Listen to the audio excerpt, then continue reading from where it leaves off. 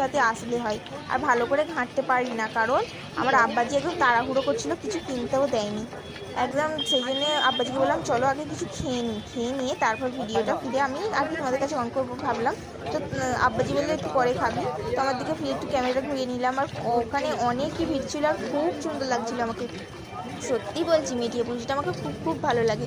কার ভালো লাগে কি খারাপ লাগে আমি জানি না, কিন্তু আমার মেটিয়া পুলিশটা খুবই ভালো লাগে। তো তোমরাও একবার যারা মেটিয়া পুলিশে যাওনি তোমরা যাবে, তোমরা গেলেও বুঝতে পারবে মেটিয়া পুলিশটা কতটা সুন্দর।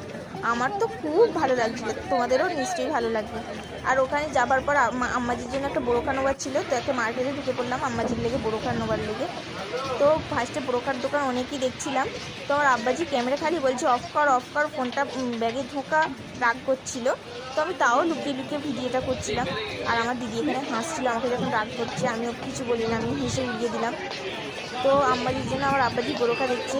আর কি বলো তো, এখানে বোরখার কোয়ালিটিগুলো অনেকই ভালো, আমার তো অনেক ভালো লাগছিলো। আমি বোরখা পরি না, তো আমার দেখেই পছন্দ লাগছিলো, লোভ লাগছিলো।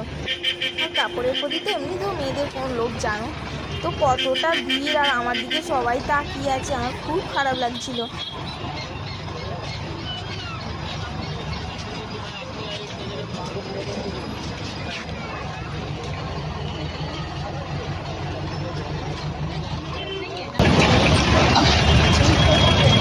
অনেকক্ষণ থেকে ঘোরাঘুরি হলো, চলো এবারে কিছু খেতে তো হবে, অনেকক্ষণ থেকে ঘুরছি।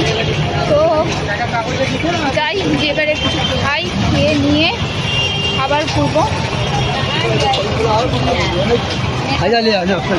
আর এইখানে সব কোয়ালিটিগুলো খুব সুন্দর, আর আমার তো যেটা দেখছি সেটাই পছন্দ হয়ে যাচ্ছে, কি করবো। আর এখানে ফোন বার করতেও ভয় লাগছে, যা ভিড় আছে, তো হাটের দিন তো অনেকই ভিড়।